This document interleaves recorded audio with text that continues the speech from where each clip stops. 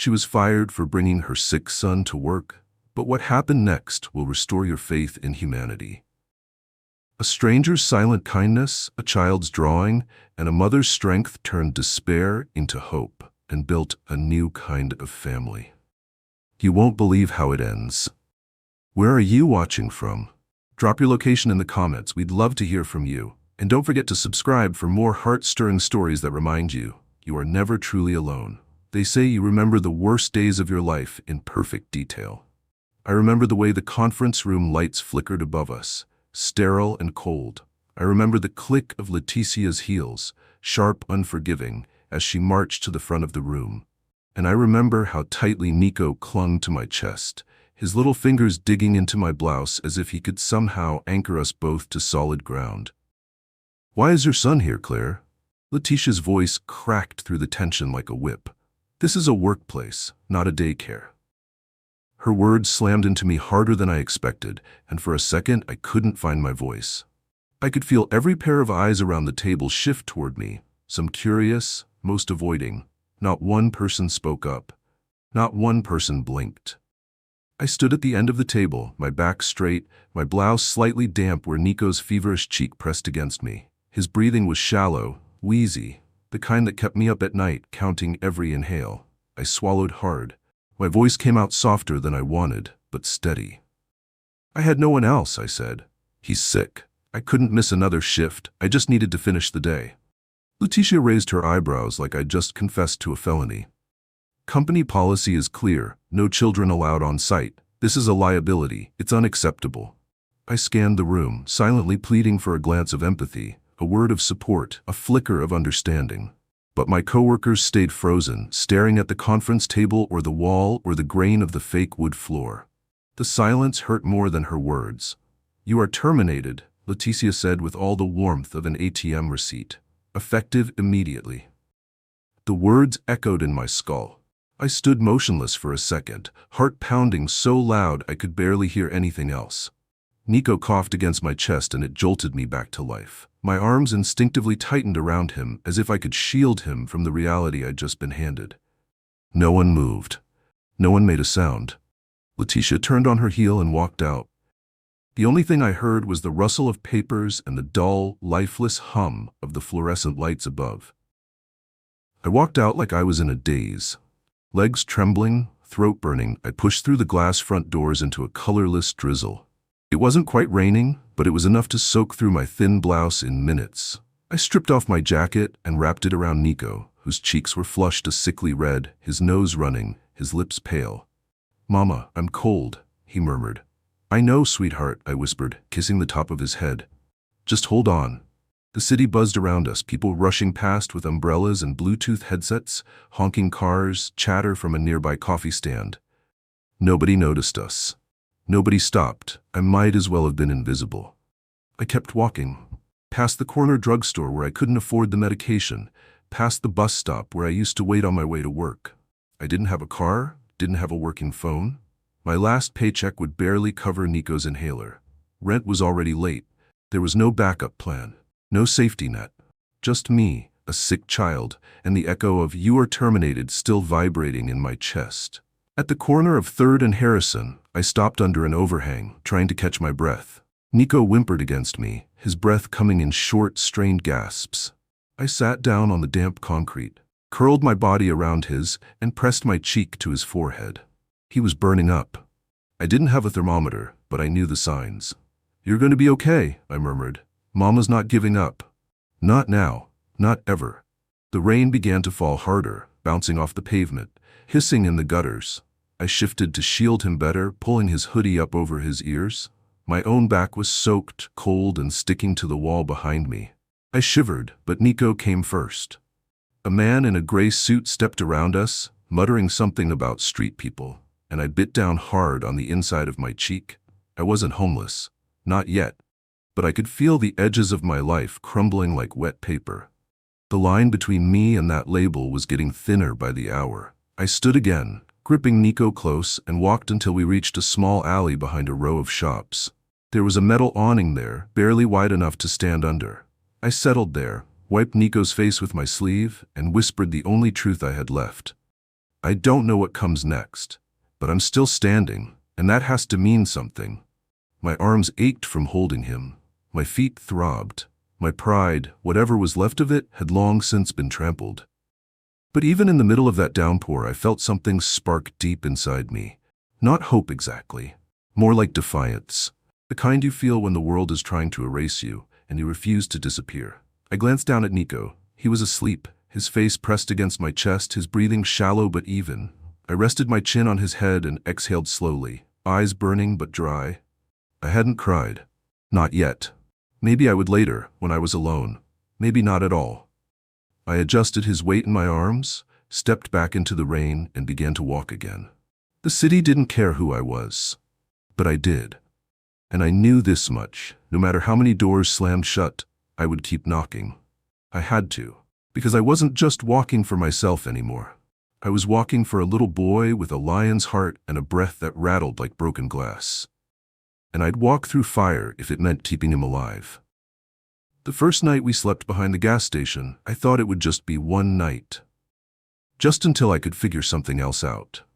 I told myself that over and over again as I curled up on the cold linoleum floor of the women's restroom, Nico tucked into my side like a little bird trying to hide under a broken wing. The restroom wasn't much. 2 stalls with rusting doors that barely latched, a sink that coughed more than it ran, and the faint, constant buzz of a flickering fluorescent light that gave everything a pale, sickly tint. But it was dry. It was warm, or at least warmer than the street. And Carol, the night attendant, a woman with tired brown eyes and a voice like gravel, had looked at me for exactly 3 seconds before muttering, "I'll leave the door unlocked after midnight. Just keep him quiet." She never said anything else, not even when she caught me scrubbing down the stall walls with paper towels, trying to make the space feel like something less than rock bottom. She never asked questions. I think she saw enough to know the answers wouldn't make her sleep any better. That first night, Nico coughed so hard I thought he might stop breathing. I had 1 inhaler left, half empty, and no insurance to get another. Each spray felt like watching my lifeline shrink in real time. I rationed it, which every doctor would say is dangerous, but what choice did I have? I knelt beside him as he lay on a thin towel I had stuffed into my bag months ago for emergencies. His face was pale, sweaty, his chest rising and falling in stuttering movements. I held his tiny hand in both of mine and whispered a lullaby I barely remembered from my own childhood, rocking him gently as I blinked back tears. "Just breathe, baby. Please breathe." He nodded as if he knew exactly what I was asking of him, even though he was only 6. He trusted me without hesitation. That terrified me more than anything, because I was running on fumes. I had nothing to give but my own exhaustion and willpower. The next morning, I walked 4 miles pushing Nico in a grocery cart I'd found abandoned in the alley behind the station. I visited every corner store, diner, cleaning service, and gas station I could find. I handed out my resume so many times my fingers turned black from the ink. Most people smiled politely, some looked apologetic. But when they heard the words "terminated" or noticed Nico's coughing fits, the walls went up. "We're looking for someone with a more stable history." Our HR flags that kind of dismissal. "Sorry, ma'am. If something opens up, we'll call." They never did. By the end of the 2nd week, I had sold my engagement ring. It had been sitting in the back of a drawer ever since Nico's father left us. I pawned it for less than I wanted, but more than I expected. I used the money for food, rice, beans, apples, and the cheapest bottle of asthma medication I could find without a prescription. It wasn't enough. It never was. Nights blurred into each other. Sometimes Carol brought Nico a pack of crackers or slipped me a bottle of water when no one was looking. She didn't say why. She just gave and walked away. And I began to realize there are people who don't save you with grand gestures. They save you with quiet grace. When Nico was well enough, I took on cleaning work. Not real shifts, just favors for the staff who didn't want to scrub toilets or mop vomit at 3 a.m. They'd pay me in cash, under the table, and I'd stretch every dollar like it was gold leaf. I cleaned with my bare hands. No gloves, no protective gear. Bleach burned my nostrils. Ammonia stunned my eyes. My knuckles cracked and bled in the cold. But I scrubbed like I was polishing the steps to a future no one else could see. Some nights, when the station was empty and quiet, I'd sit on the bench Carol dragged in from her car and hold Nico while he slept. His tiny body curved against mine, his breathing soft but steady.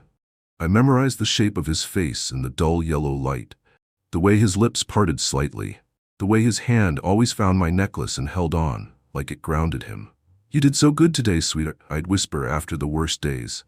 "Mama's proud of you." He never said much, just curled into me, murmured a sleepy, "I love you, Mama," and drifted off again. I'd sit there, aching, so tired I couldn't remember my own middle name, and repeat my silent promise. I will keep him safe. I will keep him breathing. I will not give up. One night, the wind howled so loudly through the broken edges of the door that Nico woke up crying. I rocked him in my arms, humming softly, my voice cracked and dry. The world outside that grimy restroom could have been Mars for all it mattered. We were in our own little ship, drifting through survival. And somehow, we kept floating. But I felt it, something inside me hardening, sharpening. Not bitterness, not yet. More like steel being forged quietly, blow after blow. I didn't have the luxury of despair. I couldn't afford it. If I collapsed, there was no one else to catch him. That was the truth I lived with every moment. I was the net. I was the roof. I was the shield, and I would burn myself down to keep him warm. We stayed like that for nearly 3 weeks. Me cleaning at night, Nico sleeping in corners, Carol silently watching over us like some reluctant angel with calloused hands and a coffee-stained uniform. It wasn't much of a life, but it was a life, and for now, that was enough. Just enough to keep moving. It was a Tuesday morning when Maria knocked on the restroom door. 3 soft taps, a pause, then her familiar voice, low and kind. "Claire, Mija, I brought something." She'd been checking in on us since the day I helped her carry groceries up 3 flights of stairs in the old apartment we used to live in. Before I lost that place, before everything unraveled. I hadn't seen her in weeks, not since we left, but she still found me, as if she had a compass that pointed to people on the verge of breaking. I cracked the door open, just enough for her to see my face. She didn't flinch at the dark circles under my eyes or the way my shirt stuck to my skin. She simply smiled and held out a folded flyer. It was printed on cheap paper, the ink a little smudged from her hands. Salus Rivera, the top red in bold faded letters. Now hiring janitorial staff. No diploma required, flexible hours. "They're good people," Maria said. "Run by folks like us. Maybe they'll understand." My hands shook a little as I took the flyer. I hadn't seen the words "now hiring" in weeks without feeling that immediate ache in my chest. The ache that comes from hoping, even when hope has worn out its welcome. I looked at her, not knowing what to say. She reached up and tucked a loose strand of hair behind my ear, the way my own mother used to when I was a child. "Go today," she said gently. "Take Nico. Go." By noon, I had Nico wrapped in 2 sweaters and a hoodie that used to belong to his cousin. We caught one bus, then another, then walked 5 blocks past warehouses and tire shops until we reached the address on the flyer. Salus Rivera didn't look like much, a squat brick building with a faded sign and a cracked sidewalk out front. But inside, it smelled like lemons and floor polish, like hard work and second chances. The receptionist handed me a clipboard and a pen. "You can fill it out over there," she said, motioning toward a plastic chair in the corner. I sat, balancing the form on my knee while Nico leaned against my side, coughing softly into his sleeve. The questions were simple until I reached the one I dreaded. "Have you ever been terminated from a job?" My pen hovered. I stared at the box, willing it to disappear. But lying wouldn't save me, and I didn't have the energy to pretend anymore. I checked the box. Yes, Nico tugged on my sleeve. His face was pale, his breath ragged again. I rubbed his back gently, whispering, "It's okay, baby. We're okay." Just then, the glass door at the front opened, and a man walked in. He wore dark jeans and a white button-up shirt, sleeves rolled to the elbows, a key ring in one hand and a phone in the other. His hair was neatly combed, though a touch of gray brushed the edges. He looked like someone who'd been tired for a long time, but had learned how to live with it. He walked past us, and then stopped. I felt his eyes land on Nico first, then on me. Something flickered in his face, not pity, not curiosity. It was something else. Recognition, maybe. Memory. He nodded once politely and continued down the hallway. I exhaled, not realizing I'd been holding my breath. Later that afternoon, as I sat with Nico in a public park, trying to stretch the last of our lunch into dinner, my phone buzzed. I nearly dropped it. "Miss Ramirez?" a woman's voice asked. "This is Elena from Salus Rivera. We'd like to offer you a part-time custodial position on the afternoon shift." I blinked. "Wait, really?" "Yes," she said warmly. "We understand you may need to bring your child. There's a break room available. As long as he stays safe and out of the work zones, it won't be a problem." My voice caught. Thank you so much."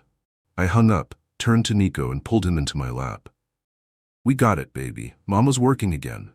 The next day, I walked through the company's modest entrance, clutching Nico's hand like it was the only thing keeping me upright.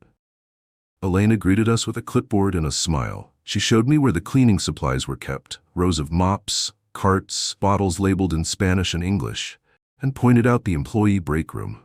It was a small room with a cracked leather couch, a mini fridge humming too loud, and an old TV with a built-in DVD player. Nico sat quietly on the couch, his sketchbook open, crayons worn down to stubs. Then, as I was scrubbing a hallway floor near the main office, I saw him again, the man from the lobby. He was standing just beyond the glass, watching me. Not in a judgmental way, but as if he was trying to piece something together. When our eyes met, he nodded again, slightly deeper this time, and kept walking. Later, I asked Elena who he was. "That's Mr. Torres," she said. "Daniel, he owns the company. Don't let the quiet fool you. He sees everything." I thought about that, about the way he'd looked at Nico, about the way his eyes had softened almost imperceptibly, like a wound he hadn't let anyone touch in years. I didn't know it then, but something had shifted. The door had opened, and for once I wasn't standing on the outside of it. The first week at Salus Rivera passed in a blur of aching muscles and cautious hope. I mopped tile until it gleamed, scrubbed restroom sinks until they sparkled, and emptied overflowing trash bins without complaint. Every stain, every smudge felt like something I could control. Something I could fix, if only for a little while. Each afternoon, Nico waited in the break room, our small, unofficial sanctuary. It wasn't much. The couch sagged in the middle and smelled faintly of old coffee and lemon cleaner. The mini fridge hummed like a tired lullaby, and the television only played DVDs from a plastic basket labeled employee use. But to Nico, it was safe. He sat with his sketchbook across his knees, crayons scattered like fallen leaves, drawing stick figure heroes and wild animals with bright eyes and crooked smiles. Every hour I slipped away from my mop and bucket to check on him. I'd crouch beside the couch, press my hand gently to his forehead, and whisper, "You okay, baby?" He'd nod, too tired to speak, but always searching my eyes for reassurance. And I gave it, every time, with a kiss to his cheek and a thumb brushing across his warm, flushed skin. It became a rhythm. I cleaned, he rested, and the hours ticked by like fragile promises. Then one afternoon, everything changed. I pushed open the break room door like always, expecting to find Nico curled up with his sketchbook, but instead he was sitting upright at the small table in the corner, eyes wide, hands frozen in midair. In front of him, neatly arranged like a secret offering, were 3 items: a brand new box of colored pencils, 2 thick comic books with glossy covers, and a small stuffed lion with soft golden fur and a lopsided smile. He turned to me, eyes sparkling. "Mama, where did this come from?" I walked over slowly, my heart thudding against my ribs. I reached for the pencils first, turning the box over as if some explanation might be printed on the back. Nothing. I opened one of the comic books, crisp pages, that new paper smell still clinging to them. My fingers trembled. "I don't know," I said, my voice barely audible. Nico looked up at me, grinning, the feverish weight in his eyes momentarily replaced by pure joy. "Can I keep them?" I nodded slowly. "Yes, baby, of course." That night, I asked the others during our break, "Did someone leave those things in the room? For my son?" Everyone shook their heads, equally surprised. Elena shrugged. "Maybe one of the office staff? But either way, it's sweet, isn't it?" I smiled. A thank you to no one in particular caught in my throat. But in my chest, something bloomed, a warmth I hadn't felt in a long, long time. The kind of warmth that doesn't come from coffee or heaters, but from knowing, just knowing, that someone out there saw you and cared. What I didn't know then was that just moments before, Daniel Torres had walked quietly past the break room, unseen.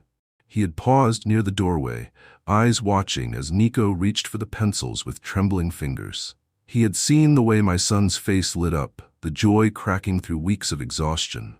And he had stood there for longer than he intended.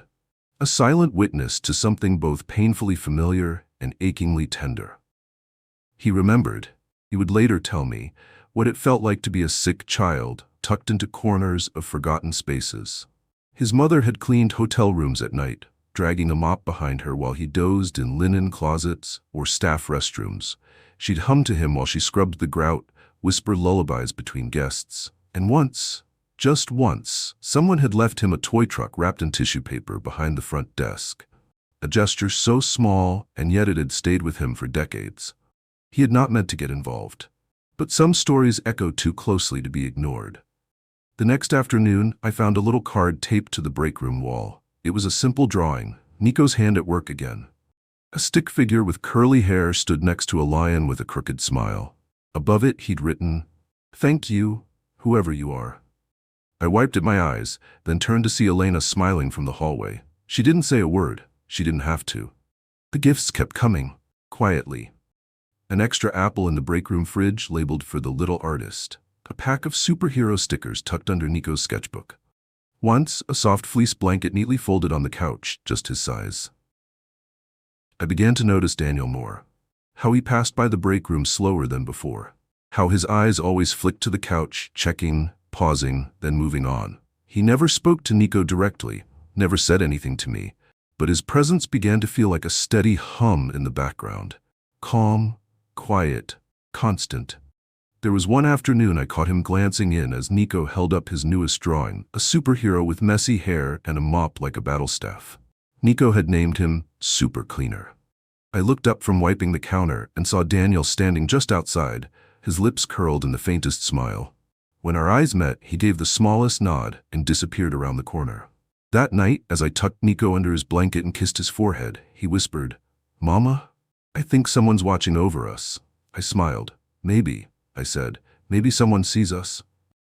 I didn't know what to call it then. Not grace, not luck, but something was happening, something real, something slow and steady, like healing.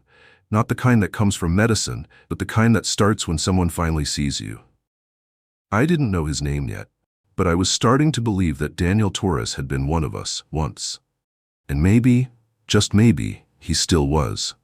It was late, later than usual. The kind of late where everything felt quieter, like the world had turned down its volume to a murmur. The break room lights had dimmed, the building's hum softened to a sleepy throb. Nico had been having a rough day. His cough was heavier and his energy low. I'd checked on him every chance I could, each time finding him curled tighter into himself on the couch, his sketchbook forgotten beside him. But now he couldn't rest. His fever had spiked again, and the inhaler was almost out. I couldn't leave, not yet, so I did the only thing I could.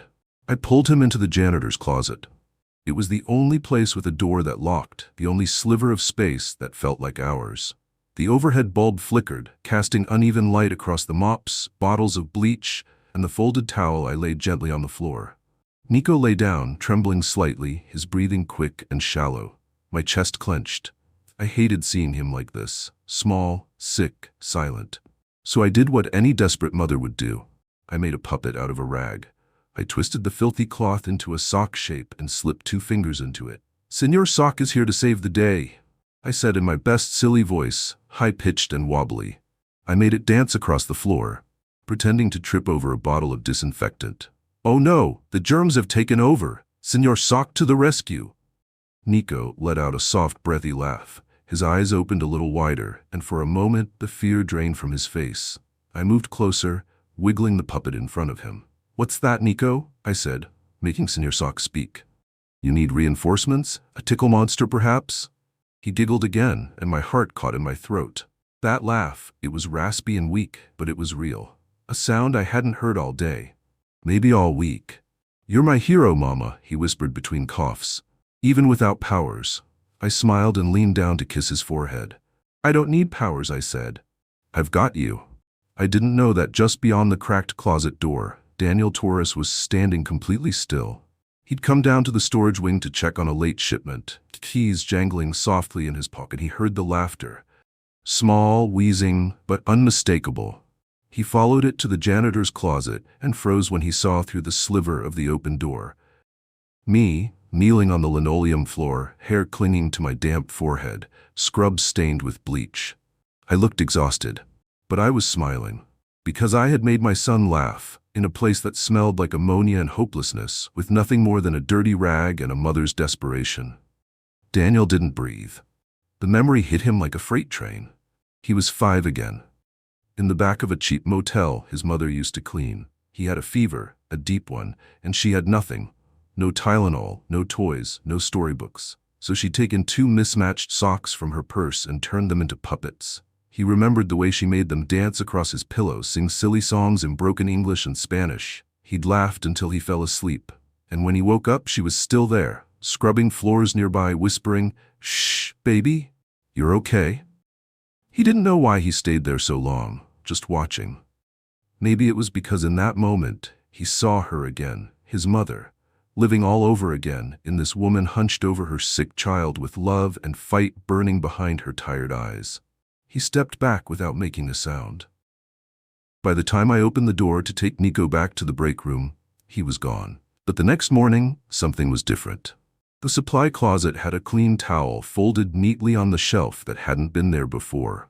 A new bottle of children's pain relief stood beside the mop bucket, unopened. There was no note, no signature, but I knew. Someone had seen us. That afternoon, Nico was feeling a little better. He colored on the floor beside the couch while I wiped down the glass doors of the west hallway. I saw Daniel again. He paused just down the hall and at watching us through the reflection, not approaching, not speaking, but present. He always wore that same thoughtful expression, the kind that wasn't just observing, it was remembering, carrying something. I didn't say anything, neither did he, but I felt it, like standing next to a space heater in winter. A warmth you didn't want to admit you needed. That evening, as I was locking up the janitor's closet, Elena passed by and handed me a small envelope. Inside was a gift card to the local pharmacy and a handwritten voucher. For supplies needed, use at your discretion, Sr. Saluz Rivera. Or someone within it. I used the card to buy a fresh inhaler. When I brought it back to the break room, Nico clutched it like a trophy. "Does this mean I won't wheeze anymore, Mama?" I smiled, brushing his curls back. "It means we're going to keep trying, baby. That's all we ever do." That night, while Nico slept soundly under his new fleece blanket, I sat in the hallway with my knees pulled to my chest, arms wrapped around myself. I stared at the mop handle leaning against the wall, the reflection of the flickering lights in the floor I'd just cleaned, and I whispered to no one, "Thank you." Not because we were saved, but because for the first time in a very long time, someone had seen us and didn't turn away. Someone had stopped in the middle of their life to notice ours, and that changed everything. It started as a whisper in the wind, one of those storm warnings people ignore until the sky cracks open. The clouds had been building all day, thick and bruised along the horizon, and by the time the sun dipped behind the warehouses, the rain came down like it had something to prove. I had stayed late, finishing the last of my rounds while Nico napped in the break room, his head resting on his new stuffed lion. Elena had offered to give us a ride earlier, but I didn't want to be a burden. We were doing okay now, or at least better than before.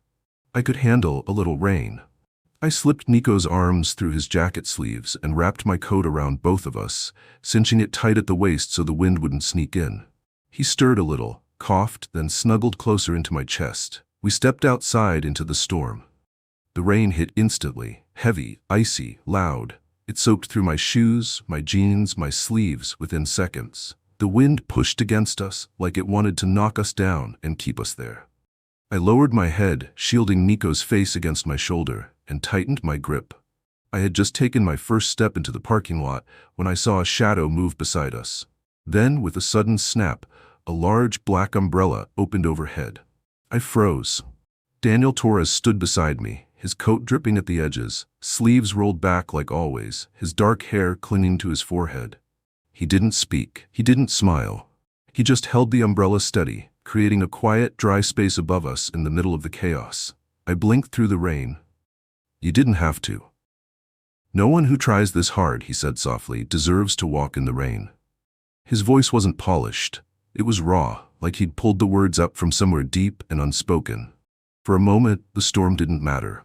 The rain kept pounding around us, but in that small circle of dry space, something shifted.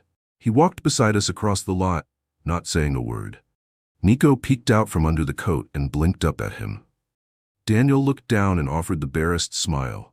Not one of politeness or pity, but something quieter. Gentle. Real.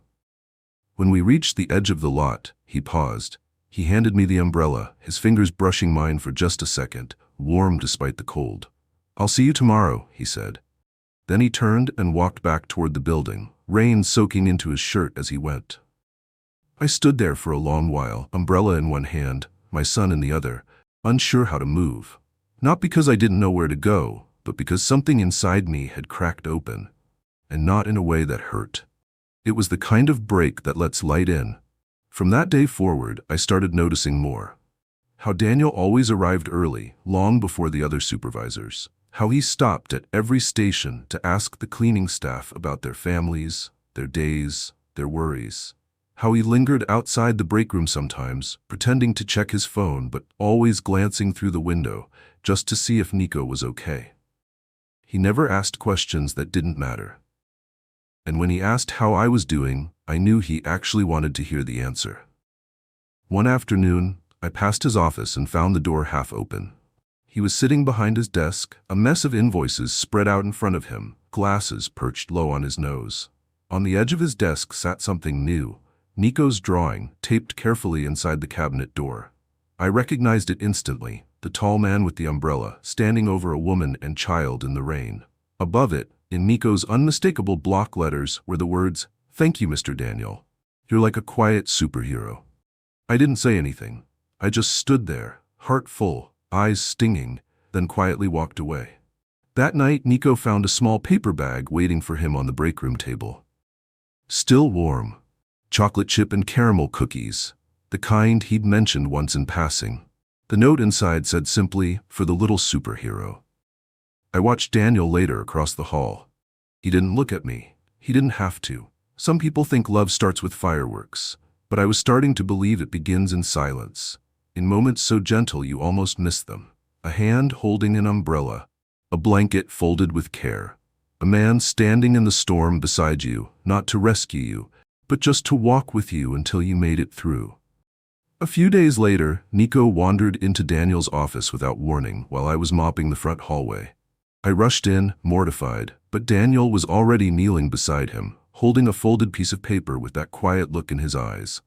Nico grinned. "It's my new comic. The superhero is called Captain Clean. He's got a cape made of mop strings." Daniel laughed. Not politely, genuinely. That low, warm laugh that makes your shoulders unclench. "I love it," he said. "But I think your mom might be the real superhero around here." I stood in the doorway, heart thudding. I didn't move. I didn't need to. Something was happening. Something good. Not fast, not loud, but good. And I was learning, slowly, to trust it. It was a Wednesday afternoon when everything changed, though I didn't know it at the time. I had just finished buffing the front lobby floors, glass shining, the scent of lemon polish lingering, when I stepped into the break room to check on Nico. I found him cross-legged on the couch, scribbling furiously in his sketchbook, his tongue poking out in concentration. He looked up when I entered, eyes wide with a kind of mischievous pride. "I made something," he said, holding out a folded paper like it was a sacred treasure. Inside was a drawing, his best one yet, a tall man holding a giant umbrella over a woman and a child in the rain. The woman's hair was wild, the boy's lion toy perched on his shoulder. Over them, in bold block letters, Nico had written, "Thank you, Mr. Daniel. You're like a quiet superhero." I felt my throat tighten as I ran my fingers over the paper. "Did you give this to him?" Nico nodded, grinning. "I put it on his desk. He wasn't there, but I knew he'd find it." Later that day, I passed by Daniel's office and saw him standing still, staring at the drawing. He didn't hear me approach. His hand was resting on the edge of the cabinet where he had taped it up, just beside a stack of worn employee files. He stood like that for a long time, one hand pressed gently to the paper, like it was the most fragile thing in the world. That night, something even more unexpected happened. When I opened my locker to grab my bag, a small inhaler sat inside. Next to it, a folded note written in clean, careful handwriting, for the breaths that matter most. I stood there in the silence of the janitor's locker room, staring at the words, unable to move. There were no signatures, no declarations, just that simple truth, quietly placed where I would find it. I cried, but not like I had cried before, not from fear or exhaustion, but from something else. Relief. Gratitude. That aching kind of tenderness you feel when someone sees you in a moment you thought you'd hidden. I never told anyone, but I knew who it was. The next day, Elena pulled me aside before my shift. "We're celebrating the company's anniversary this Friday," she said. "All staff will be there. Dress up if you can. Just be ready for something special." I had no idea what she meant. I assumed she meant cake and balloons, maybe a thank you speech from Daniel. I didn't expect anything more than that. I certainly didn't expect what came next. Friday arrived with unexpected sunshine. Maria had pressed Nico's best shirt the night before and loaned me one of her clean blouses. I scrubbed my face until it glowed, tied my hair back neatly, and stood in the back of the warehouse with the other staff, trying to blend in as always. Nico clutched my hand, his lion tucked under one arm, his eyes wide with excitement. Rows of folding chairs filled the room. Streamers in Salus Rivera blue and white hung along the walls. Someone had even wheeled in a giant sheet cake with "To our team, thank you" written across it in swirling icing. Daniel took the stage. The room quieted. "Thank you all for being here," he said, voice even, warm. Salus Rivera was built by people who know struggle, who know what it means to work hard with little and still dream anyway. He scanned the crowd, then his gaze landed on me. It held there for a beat too long, and my heart kicked against my ribs. "I want to tell you a story," he continued. "When I was a boy, my mother was a janitor. She worked the night shift, cleaned motel rooms while I slept on folded towels in supply closets. We had nothing. No childcare, no car, sometimes not even dinner. But she showed up every night. She never asked for help, and no one ever offered it." The room was still. A single cough echoed from the back. "Recently," he said, voice catching for the first time, "I saw a woman doing the same, tired, overworked, loving her son with every ounce of herself. And I remembered, not just my story, but hers. I saw her, and I knew. This is who we built this company for." He turned toward me, eyes steady.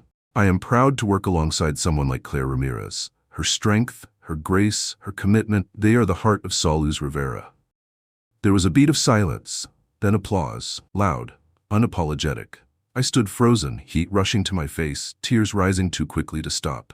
Nico beamed beside me, bouncing on his toes, clapping wildly. Daniel raised his voice slightly above the crowd. "It is my honor to officially promote Claire to supervising custodian, effective immediately." I couldn't move, couldn't breathe. Someone nudged me forward. Elena was grinning through tears. I took one shaky step, then another. "And," Daniel added, his voice softer now, "Salus Rivera will be providing a full education scholarship for Nico Ramirez through high school and into college if he chooses to go." The applause erupted again, louder this time. Some of the older women near me wiped their eyes with napkins. One man who barely spoke English gave me a fist bump as I passed. I reached the edge of the stage, and Daniel stepped down to meet me. He didn't offer a handshake. He just stood there, waiting. Our eyes met. And in that moment, I knew. This wasn't about recognition or reward. It was something deeper, something shared. I nodded. He smiled. No speeches, no spotlight, just two people who had come through the fire and found something steady in each other. That night, as Nico and I walked home under a sky turning lavender, he looked up at me and said, "You're different, Mama." I raised an eyebrow. "Different how?" "You walk taller now," he said simply. "Like you know you matter." And I realized, maybe I did, not because someone gave me a title, but because someone believed I'd earned it. The bracelet was simple. Silver, thin, with a delicate clasp and a single word etched on the inside, always. There was no velvet box, no candlelit moment, no dramatic speech. Just Daniel, standing on the rooftop of the building we both called home now, the late afternoon sun wrapping us in streaks of gold and amber, and the wind gently tugging at my blouse. "I'm not proposing," he said, his voice softer than I'd ever heard it. "I don't have a ring or a speech or any kind of perfect plan.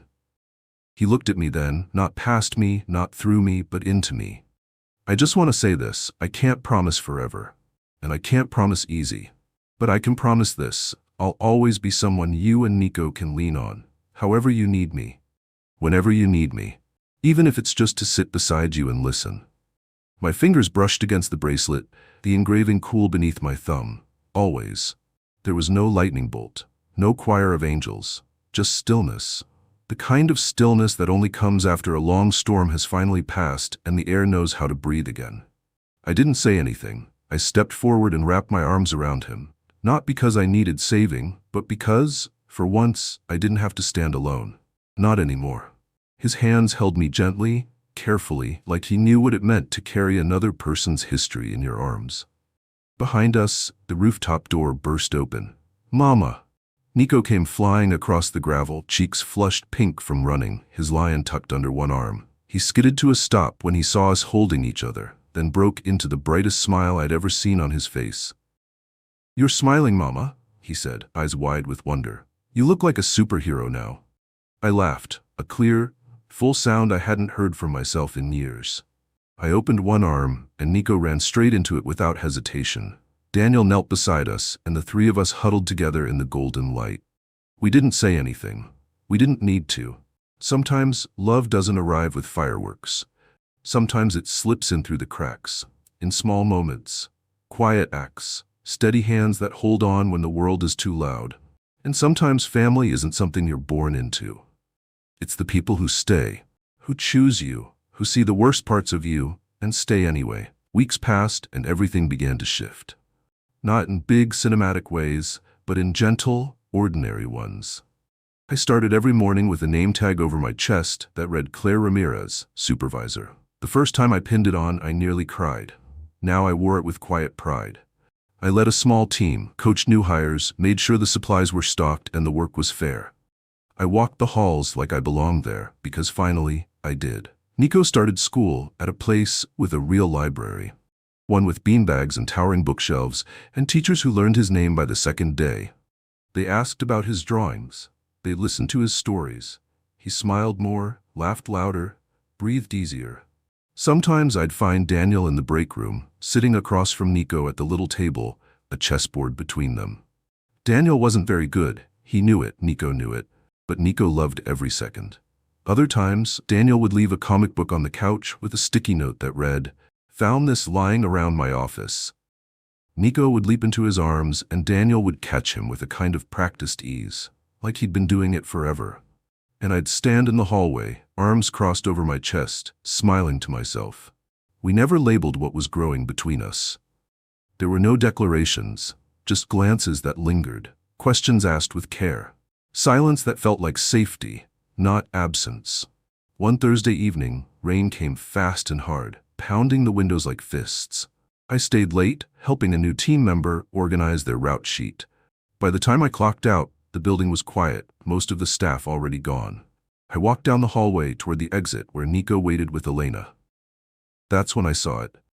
Outside Daniel's office, sitting neatly on the floor, was a folded raincoat, deep blue, brand new, with a hood still stiff from its original creases. Next to it, a small takeout container with steam curling softly from the edges. On top, a handwritten note in clean, even letters. "Thank you for not giving up." I froze. The scent of warm rice and grilled chicken wafted up toward me, wrapping around my senses like a memory. I picked up the note, fingers trembling, and pressed it to my chest. Then I looked up. Daniel stood at the far end of the hallway, leaning slightly against the doorframe. He didn't move toward me. He didn't say a word. He just nodded once, a soft smile tugging at his lips. In that moment, I understood something I hadn't been able to before. What we had? It wasn't about rescue. It wasn't about need. It was about presence, about being the person who stays, who sees, who gives without asking for anything in return. I clutched the raincoat to my chest and nodded back. That night, after Nico had fallen asleep, curled up between us on the couch, Daniel reached over and gently clasped the bracelet around my wrist. I looked down at the word engraved there, glowing softly in the lamplight. Always. And I believed it. Because sometimes the most powerful vows aren't spoken aloud. They're lived, day by day, hand by hand, moment by moment. We didn't have a perfect ending, but we had this. A child who felt safe again, a woman who walked taller, a man who finally healed a wound he'd carried since boyhood.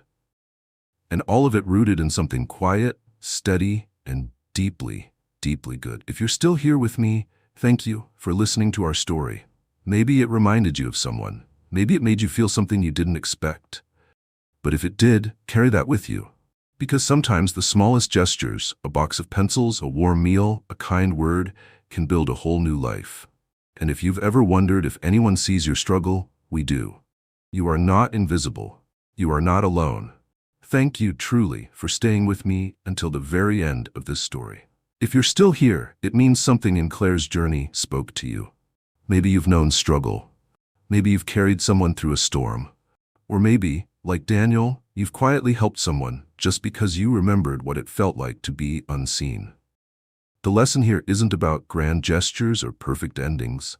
It's about how the smallest kindness, an umbrella, a drawing, a warm meal, can change a life. It's about how resilience, when matched with compassion, can build a bridge out of despair. Wherever you're watching from, I'd love to know, what part of the world are you in? Drop a comment below and say hi. This channel is about more than stories. It's about connection. And if this story touched you, I invite you to subscribe. Every week, we share powerful tales that remind us of the quiet strength inside ordinary people. Stories that heal, that inspire, that say you are not alone. So hit that subscribe button. And let's keep walking through these stories together. One heart at a time.